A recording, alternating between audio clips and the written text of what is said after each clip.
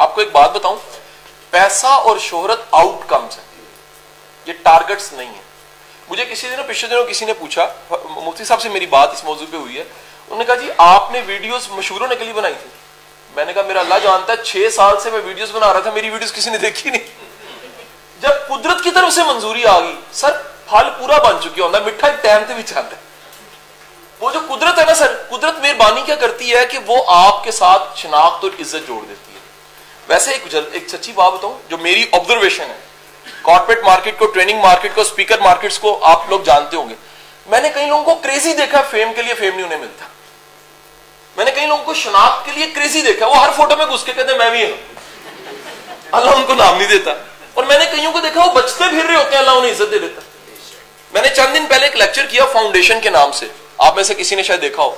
मेरे दोस्त के वालिद 10 साल पहले इंतकाल फरमा चुके हैं, और 10 साल बाद उनकी याद में हमने एक लेक्चर किया कि उनकी पर्सनैलिटी क्या पर्सनैलिटी थी। तो जरा एक लम्हे के लिए सोचिए कि आपके जमाने से अगले जमाने में आपके नाम लिए जा रहे हो, तो कितनी बड़ी बात है सर। तो रूमी फिर सच्चे थे, वो कहते थे मैं दुनिया की मसनत से उठ रहा हूं, दिलों की मसनत पे जा रहा हूं। तो जब आप दुनिया की मसनत से उठ के दिलों की मसनत पे जाते हैं, तो हजूर फेम बाय प्रोडक्ट हो जाता है। बड़ी बात बताऊं, हायरार्कीज़ के रूल के मुताबिक नफ्सियात ये कहती है कि अगर आप फेम से भी आजाद हो गए हैं तो आप बड़े इंसान हैं, आप शनाख्त से भी आजाद हो गए तो बड़े इंसान हैं। एक लेवल होता है शुरू में ना, हर फील्ड के शुरू में क्रेज होता है, मेरी आइडेंटिटी होनी चाहिए, मेरा नाम होना चाहिए।